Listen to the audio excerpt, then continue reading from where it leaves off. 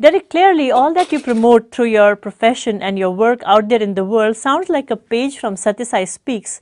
It's inspired from the teachings of Bhagwan Sri Satya Sai Baba, your guru and your guide. But before I ask you how and when you were drawn to Baba, let's talk briefly about your early childhood.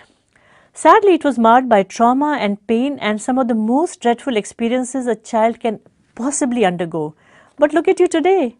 You're beaming with joy and energy, and you're a transformational therapist. Wow, haven't you come a long way, Derek? Yeah, I absolutely have. I think I realised very early on in life that karma was a big part. And so I accepted all these experiences in this life as my karma for deeds that I may have done in a past incarnation. And because of that, I set myself free, and I didn't so much buy into the drama and the pain, and I just transformed the pain into the love of service for other people who would perhaps go through the same types of events, and I could show them how I stepped out of it and show them how to step out of it also. So that, your work actually reflects your genuine love for wisdom and your childish, your Irish charm and your positive outlook. Now, how did you use pain as a tool for growth?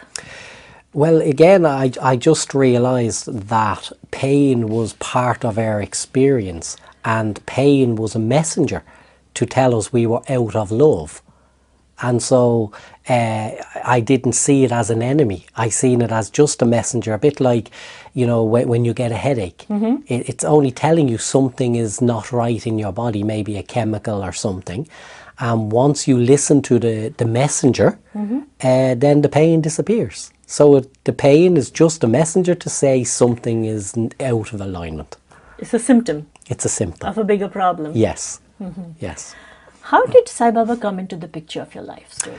He very dramatically, actually, as he has seemingly done for a lot of people. But I had just graduated as a psychotherapist, and I was going on for further studies. In Ireland? In Ireland. And I needed to get a book called The Pathology of Everyday Life by Carl Gustav Jung. Okay. And so I went into a bookshop one Sunday with my daughter and my wife Linda, and as I was reaching for the top shelf, a book literally jumped off the bottom shelf and hit me on the foot. And as I was bending to pick it up, my daughter gave me incense sticks, and on it was Sai Baba incense sticks. I had never heard of Sai Baba or anything. And when I picked up the book was Sai Baba, Man of Miracles. So I bought the book, brought it home, and I got really angry actually, because I thought I had just found the devil incarnate. I actually thought that people were crazy, because obviously being brought up in Ireland as a Catholic, I went, this is the Antichrist. Right. So I began to read the book, and I was moved by the book, but then I got angry and I threw the book in the bin. So the next day, all my clients cancelled. 7 clients I had booked in, and they all cancelled. And so I went to my office to clean up, and I picked up the book again, and I heard this voice in my head saying, why don't you write to me? But it wasn't my voice as usual. It was actually an Indian voice. With an accent and with the whole Indian, why don't you write to me? So I went, oh. Who's that? Who's that? What is this? So I just wrote a letter saying, if you are who they say you are, send me some of this ash, this vibhuti, and I will come. And I put it in an envelope, and I put Sai Baba, India, because that's the only address I had. So I put on a stamp, and I went and I posted the letter, and I rang a colleague going, please make sure they give me a comfortable room when they class me as schizophrenic. I've just written to God. He lives in India, and he looks like Michael Jackson or something like this. So we were joking. And then 3 months had passed, and nothing, and I had forgotten this event. And then I was at a Mind, Health, Body exhibition, and this man just tapped me on the shoulder and said, you're Derek O'Neill? I said, I am. How? I know you? He said, you know of me, please come, sit. So I sat down, and he began to tell me everything about my life, all secrets, stuff I had never shared with anybody, and I went into complete fear. And then he said, you asked for vibhuti? And he slid it in across the table, and he said, now you must come. And I just was overwhelmed with fear, all the emotions coming together. I can imagine. What did this person look like? He was Irish, but he was wearing an orange shirt, that I do know. Orange shorts? Orange shirt, Shirt. yes. And so I grabbed the tin and I ran. And I ran and I went to a coffee shop, and I'm sitting in the coffee shop, and it was the first time in my life I had drank coffee, because it was such an occasion.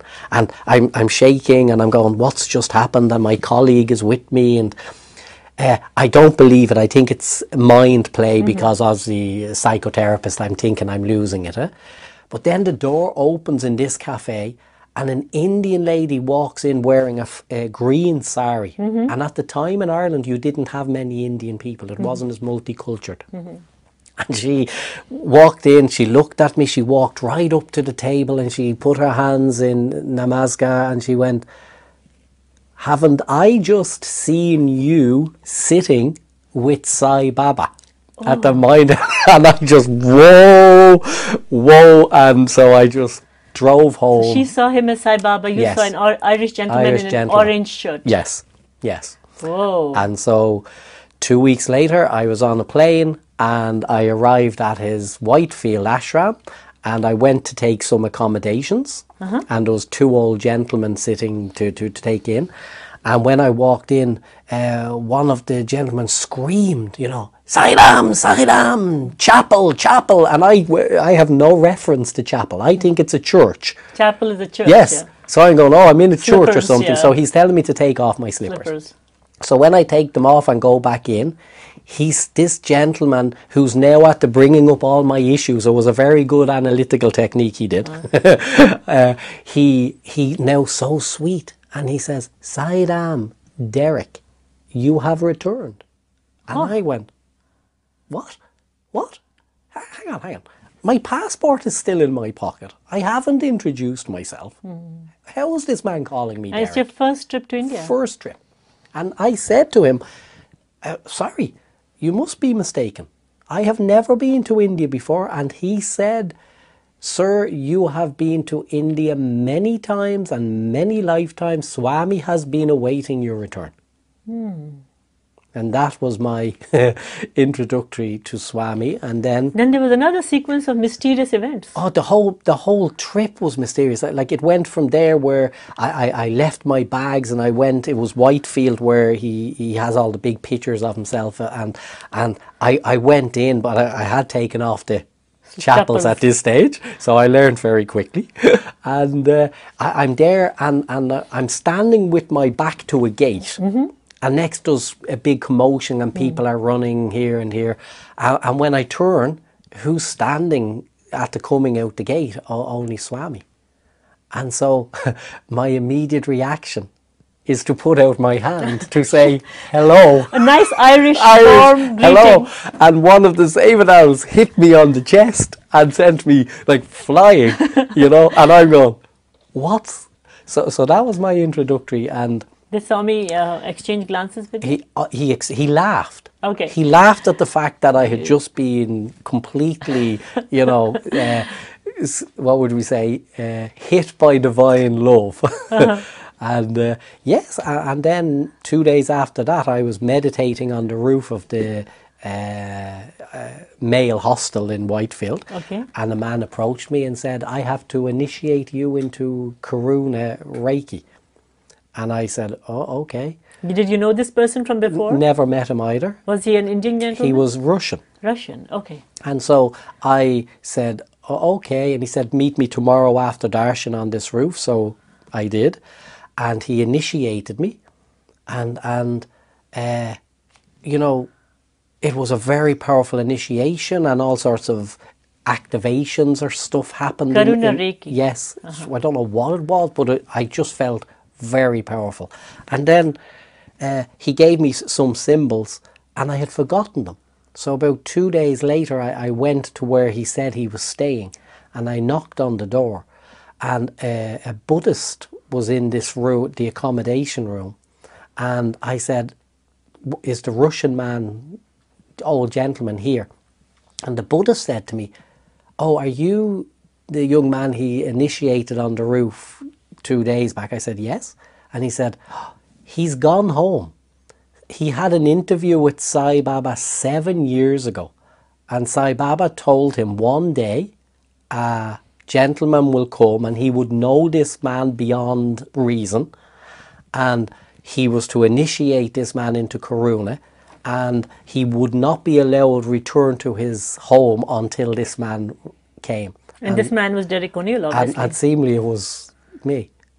So I still sort of go like, I don't know what that's all about. Which year was this in Derek? Do you was, remember the date? Yes, it was 1999. Yes. Summer. March Of 1999. Yes. I see. Okay. When you went back out there, what did you tell people? This was like a life-altering experience. Yes. I was unfortunately very excited. And anybody would be. I wanted to share with the world that there was this extraordinarily holy man who could do weird and wonderful stuff. And he had teachings that were, you know, healing by example. He didn't preach. He just led by example. He fed the poor. He built hospitals. He built schools. Everything was free. He had a whole different outlook on life. And so I began to do workshops to bring people to tell them. And seemingly, I might be the root cause for several thousands of people coming to Swami to investigate the little orange-robed watermelon. So that's what happened. And you know, How did people respond when you just told complete strangers there's this person, wonderful person out there who can do all this? Well, I think actually some of them believed because of the emotion and the truth, you know, because truth has a vibration. It does. That even if you have doubt, there's something about truth that goes... The conviction brings it about. Yes. And so the interesting thing was the way Swami, if you like, blew it open. Because what he did is 2001, the Twin Towers incident happened. And then Linda, my wife, and I, we went to find out what the psyche of America would be like after such an event. And through a sequence of events, I was asked, did I do workshops? And I said, yes. So I did a workshop and 75 people showed up. And I just taught Swami's teachings, everything that I had learned and read. And they were so excited for these teachings that 6 weeks later when I returned, 780 people showed up with no advertisement to do this workshop. And we only had room for 300. So there was pandemonium and people were trying to get into the building and the lifts broke and there was all sorts of... And it led to me being invited to speak at the United Nations headquarters in New York about my opinion as to what was the root cause of people wanting to do that to other people. The violence. The violence. And I said, honestly, I said, I believe that the root cause was rich people stealing from poor people and big egos bashing down small egos, and that unless the world took the teachings of love, truth, peace, non-violence and right conduct, that this is only the start of a new age of violence that would become more and more dramatic. I see. Did you bring up Swami's name? Did it come up in the... Yes, I did. And how did you introduce him? I introduced him as Satya Sai Baba, a holy man in India. And interestingly enough, I was challenged very strongly by one person about all the allegations about Swami and such likes. And so I played a psychological technique on the person, and I went, okay, are you the person that they wrote about that stole all the money from that charity? And the person got really angry and irate, and I went, oh, you see? Paper never refuses ink. People can write what they like, but the truth will set you free. So then I said, have you been to India? No. Have you been to see this man or his work? No.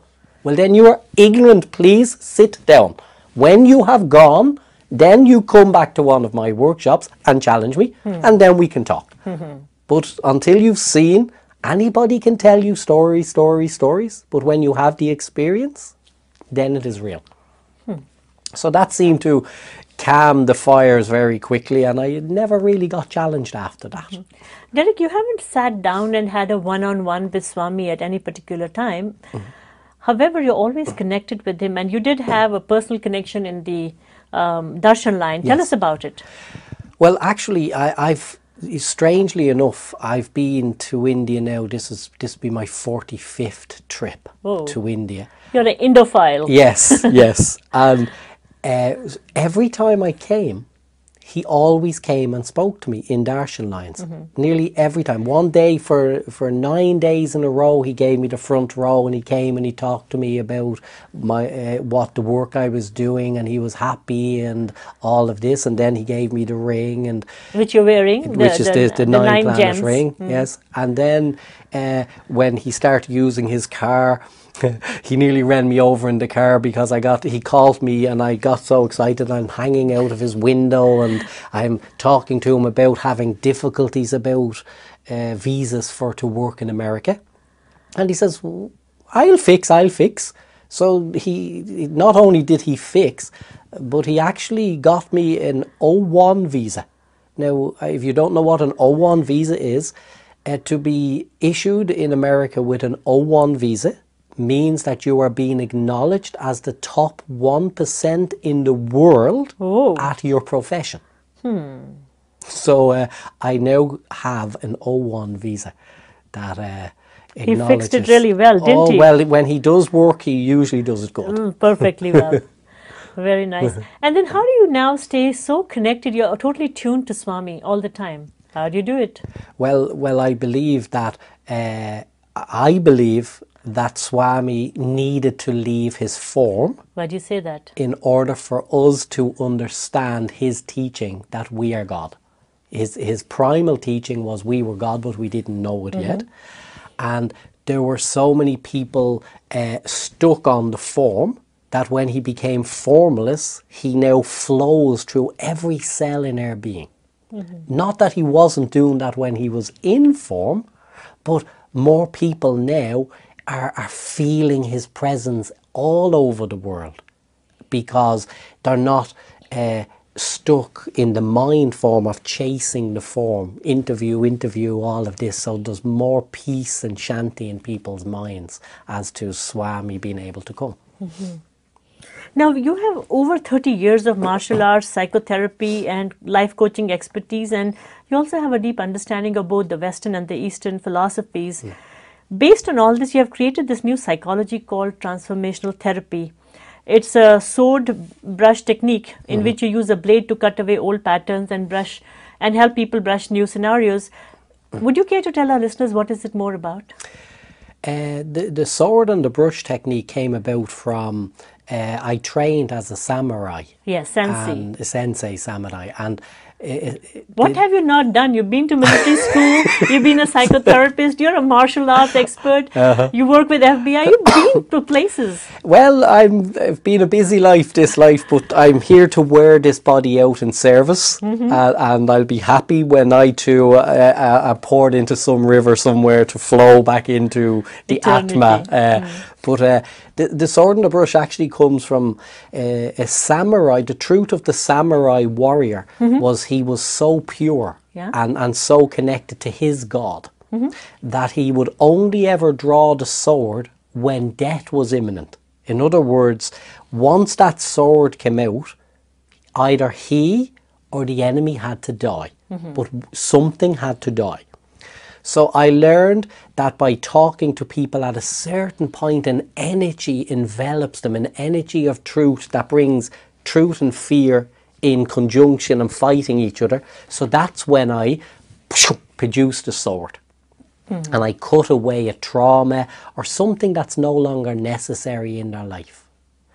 And then I empowered them to choose their future by handing them a brush. So the brush is a paintbrush. And I get them now to paint the life that they wish to live going forward. And this empowers them to go inside and ask, should I do service work? What should I do with my life? And then they can paint this into their... Are we capable of painting our own destinies? Yes. What about karma? If you're destined to be someplace and you want to paint a different picture, what happens then? I believe that at the point when you actually realize that you are the creator, because that is the essence of the teaching, then karma just becomes the movement of an action, and it's actually the motivation that will determine its outcome. We call it the cause and effect. Would you care to explain it a bit? Cause and effect. When we're at cause, it means we're empowered or we're in our God selves. When we're at effect, it means that we are victims. We feel something is happening from the outside. Okay. When we're at cause, it's happening from the inside.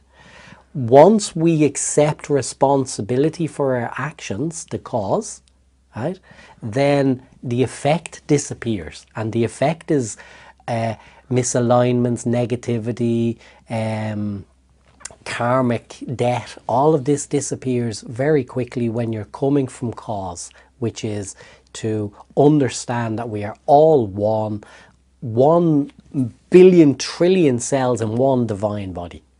So karma does not enter the equation once you've lifted it into the cause effect. So you that's when you can take up the brush and paint your own future. Yes, yes. I see.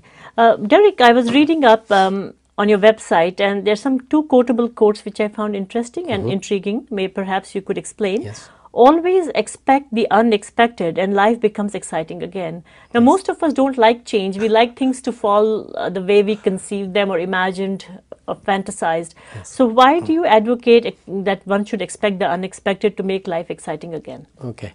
I think this was an absolutely Swami teaching where he said, don't expect anything from me because I will only disappoint you. And he said that? He said that to me in Darshan one day. And it confused me. And 3 days later he came and he went, "You confused?" And I went, "Yes, I am." And he said, life is ever changing. Okay. Everything is in transit.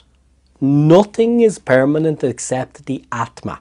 Okay. So expect everything to change whilst expecting nothing, and just allow it to come to you and stop grabbing. Stop grasping like the monkey, grasping for the fruits of your actions.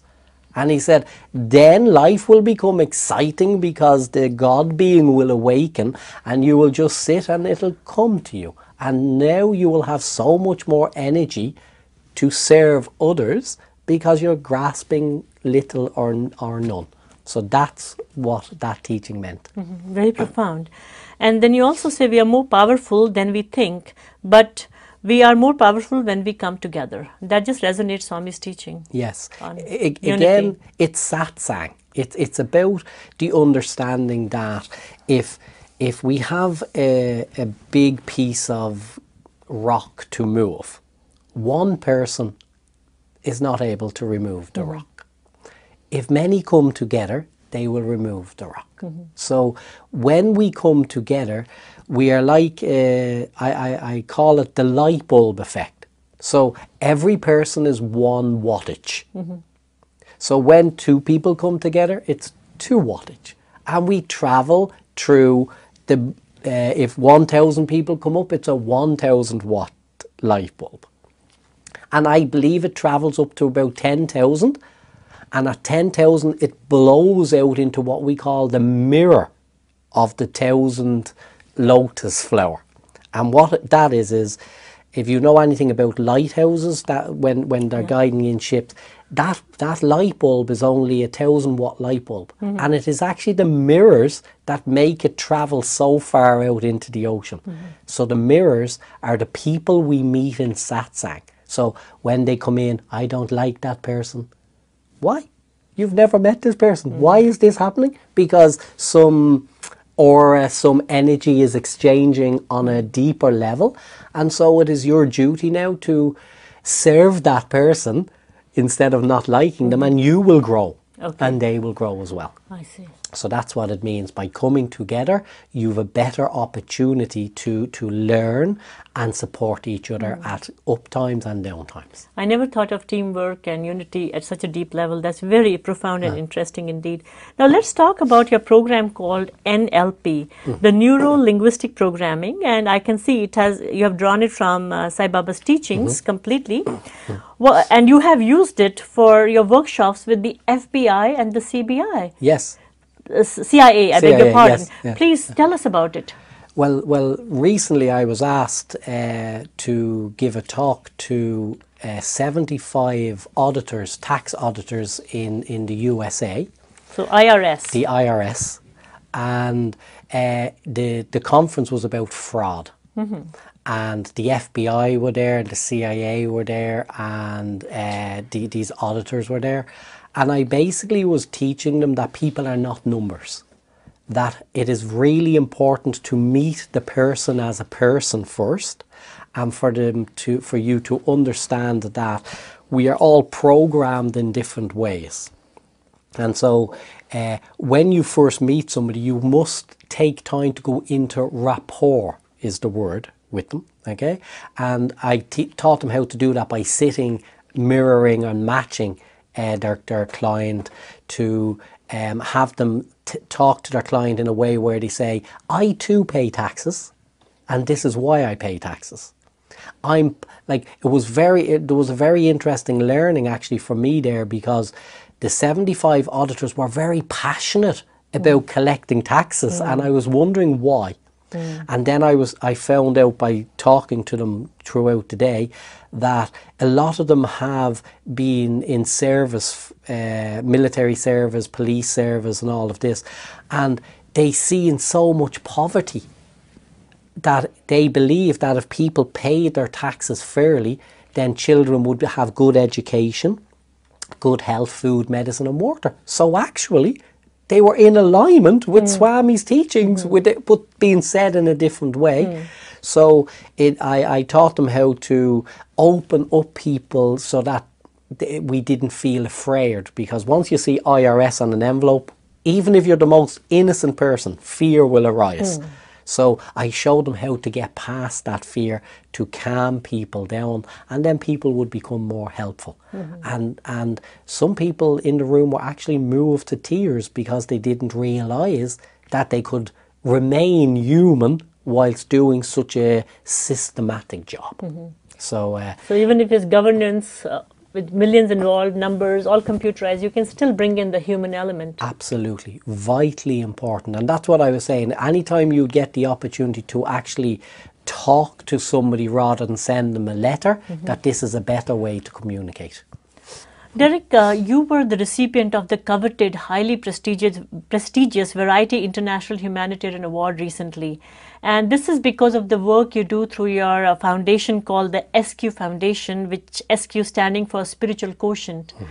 Tell us first about the award ceremony, because it really struck a chord with us. We played that acceptance speech on Radio Sai as you were chanting Asato Ma Sadgamaya, and you were saying Samasta Loka Sukhino Bhavantu. It was so wonderful to hear you say that in such an august gathering.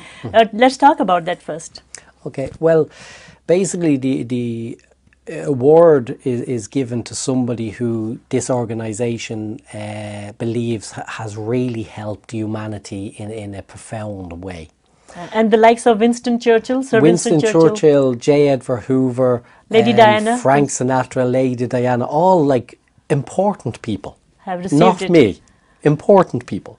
So when I heard I had been nominated for this award, I was over the moon, because Bill Clinton, Bono, famous star, So, all yes. these people had been nominated. So I was happy just to be associated with this name group. And never, not in a million years, you know, why? You don't need awards for doing what your heart tells you is right. But I was happy. And so when I heard I had won the award, what do you do with such information? And I'm going, oh my Lord.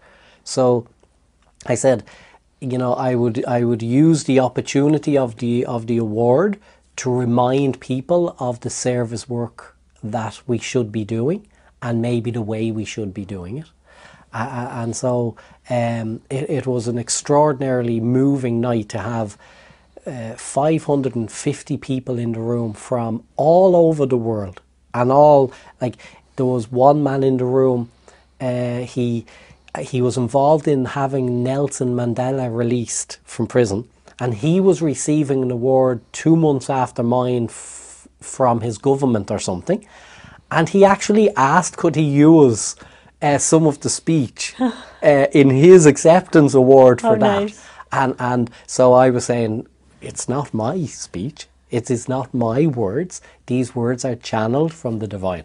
And I said, use whatever you like. So yes, so it was an incredible experience to have such a powerful gathering. And what was most delightful for me, because I really didn't need the award was just an award, it was how people in the room responded to the words that had come from the Bhagavad Gita and the Puranas and Swami, and they were spontaneously clapping. And there was a standing ovation. A standing ovation, because they really took to the part about, you know, from darkness to light, and from ignorance to wisdom, and from death to immortality. That really resonated with them.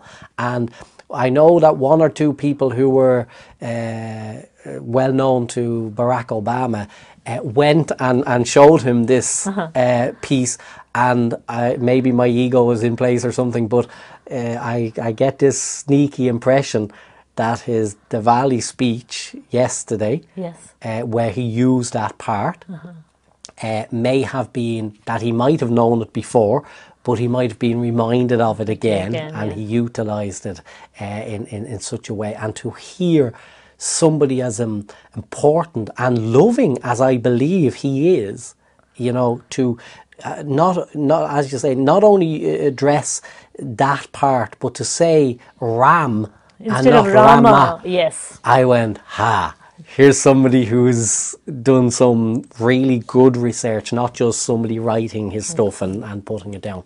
So I believe the world is heading into the golden age of love, peace, truth, non-violence and right conduct. And we have a leader in body who's maybe actually able to do that. And how does it feel to be the chosen instrument to, you know, sow these little seeds of Sai consciousness wherever you go? It's you know, it feels terrible at times. Why do you say that? Because I spend so much time checking the ego. You know, because it's a very strange to come from where I came from, a small little unknown, to now talking to world leaders and Hollywood actors and politicians and it's like, is this a dream? Hang on, tap here, tap on the wood. What's going on? Is this ego? You know, because I've even been offered millions of dollars from television people to go and teach the teachings on television, but I had to refuse because it was too commercialized. And I went, I'll go on, I'll teach, that's no problem, but do we really need to sell people more t-shirts and caps and stuff? Maybe not. So yes, it's quite a journey. And you do have a radio show of your own, The Way with Derek O'Neill. Yes. On Voice America, and it's doing extremely well. Yeah, seemingly in 13 weeks I got 100,000 listeners or something. And the man in charge of the radio, who's doing it 25 years, said in his 25 years he had never seen an unknown bring that listenership in 13 weeks. That type of listenership should be taken in the region of 9 months to 15 months. So do you sense a great hunger for Sai teachings there, or spiritual nurturing?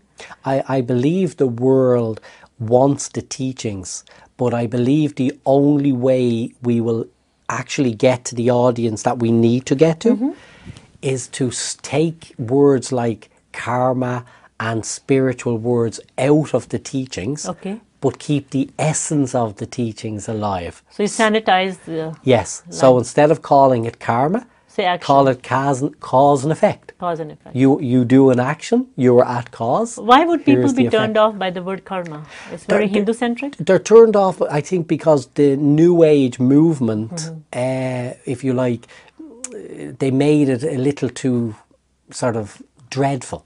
Because it's interesting, and I love studying, I love testing. And if you say to the majority of people on the planet, and I ask people to test this for themselves, what do you believe karma is? They will all go to a negative connotation. So they don't realize there is positive karma I see. so much. And so by using cause and effect, that they seem to understand, and it's not as frightening, because people are frightened by the siddhas and the powers and the stuff that happens when you do focus on your heart and begin to serve. I see. Derek, I noticed that you're mentioning the New Age movement and you make a conscious effort to steer clear of it, because you're very particular that the wisdom you are spreading is rooted in the pure Vedic tradition and goes back to the Gita and such. Yes. Why this focus? Why are you so particular about maintaining the organic thing, although there is a larger market for the New Age spin? Yes. Well, the first thing is, of course, that I believe in being able to trace something back to its origin, because from there its power comes, like the Ganges. You know, from its origin, everybody's trying to get back to the origin or the source. When you read the likes of the Bhagavad Gita or the holy books, the Mahabharata and this, the teachings that are there absolutely apply exactly the same way now. But if you put too much of a spin on it, you're only causing confusion around something that is very, very clear. And organic. Very organic and easy to understand. It's easy to understand. And so to bring it from A to B with as least amount of spin or disruption Or fluff? is the power. I see. Whilst and in that power comes the awakening of spirit, and the money value is unimportant. And so when people awaken, then the money comes either way. And that's why I'm now working in 11 countries throughout the world. Every day of my life, because I'm allowed to continue to breed, I feed 35,720 children every day get fed because of the money that I make traveling the world teaching workshops. I feed them, educate them, clothe them. This month alone, I've just opened a water tower in Mangalakara school in Puttaparthi, built 10 new classrooms, built a dining hall for 300 children. I'm opening a school in Bangalore. We've built a bridge in Peru called the Linda Link Bridge, where the two communities were completely cut off from each other. One had water, the other did not. And they had to drive 75 or 80 miles in order to get around. So we built a bridge, so now they can commune with each other. And we sent water across, so now we have thousands and thousands of people drinking clean water. And all of that just in the last 6 months. So you're just attempting at an individual level to replicate what Bhagwan did for millions. Absolutely. He was my absolute, like, I have to tell you, I did not see him as God.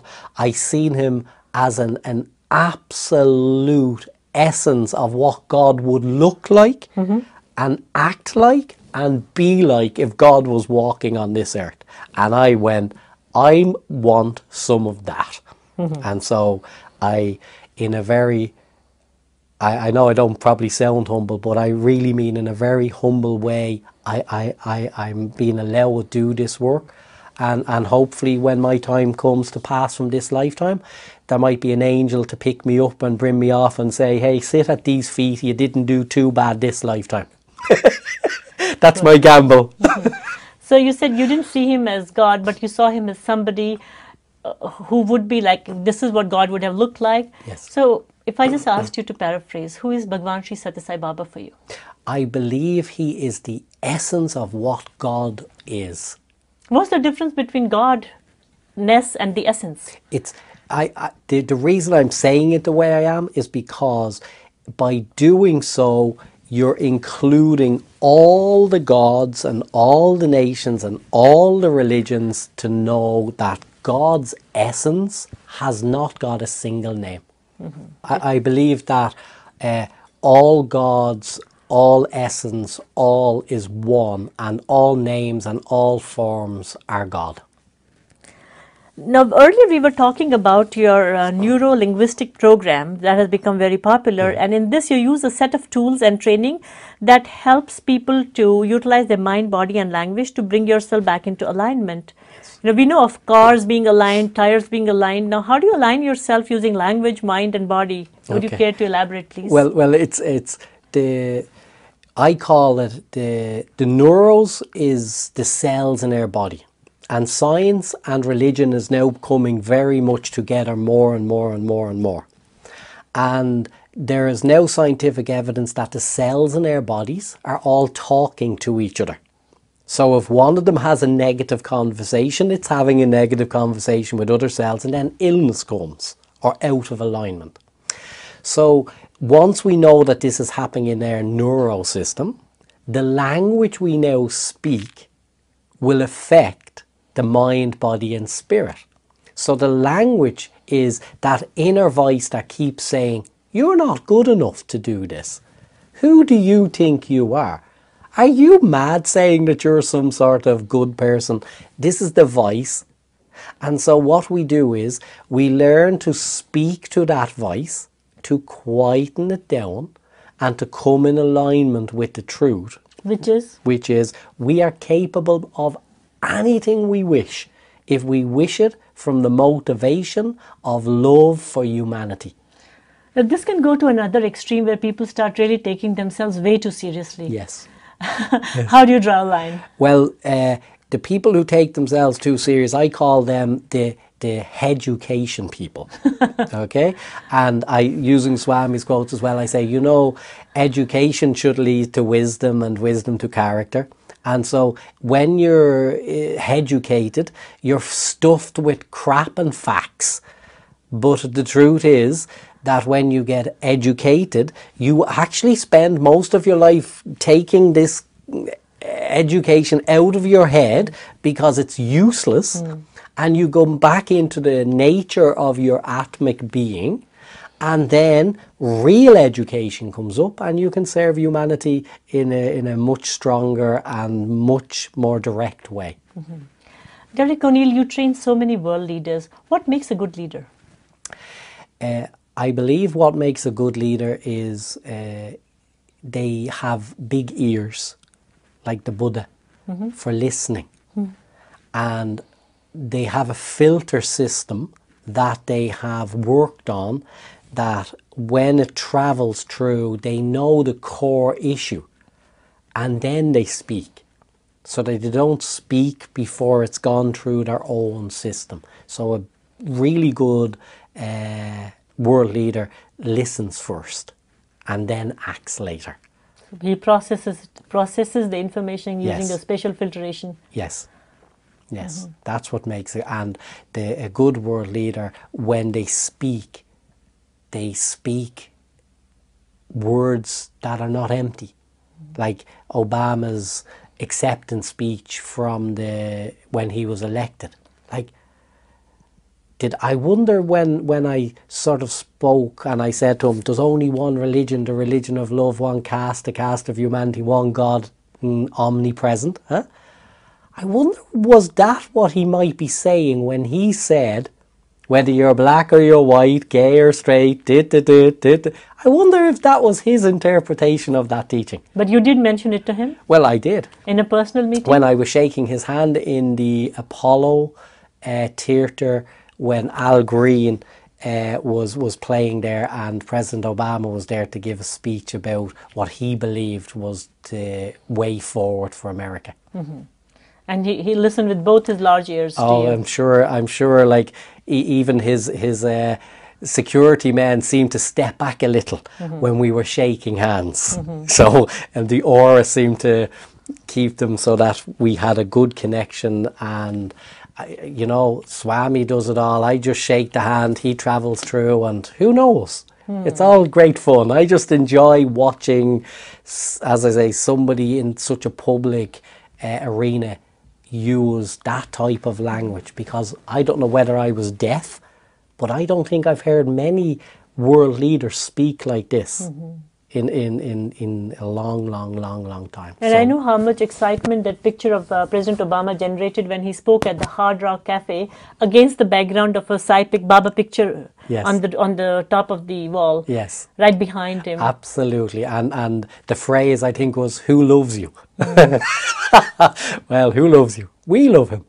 You know, we love anybody who is genuinely trying to change humanity and uplift them with service. In the aftermath of the Mahasamadhi, what do you see as Baba's greatest legacy? I think his greatest legacy that he has left behind is every movement of his body, every word that he has spoken, and every action that he has taken. Because it is there, it is solid, it's in written word, it's in audio, it's in television, it's in buildings, it's in projects, it is in hearts. His greatest legacy was just allowing us to witness him in action. And do you see the legacy bearing an impact on the future destiny of humanity? Absolutely. I To what absolutely- extent? I believe that through his colleges, that he is training young minds in a pure way to bring new forms of economics, new forms of accountancy, new forms of psychology, new forms to the world, to show that, hey, there's enough for us all. Stop fighting. We'll share, and everybody will have food, medicine, and water. Why fear when he is here? He's gone nowhere except one place. He's now hiding where people will not look, into their own heart. But if you have the courage to look, you'll find him there. But he's only small, like a mustard seed. But he can become like a big tree if you find him. Profound words. Derek O'Neill, an honor to have you on the show. Thank you very much, and it's all Swami's will. Sai Ram. Sai Ram. Thank you. Thank you.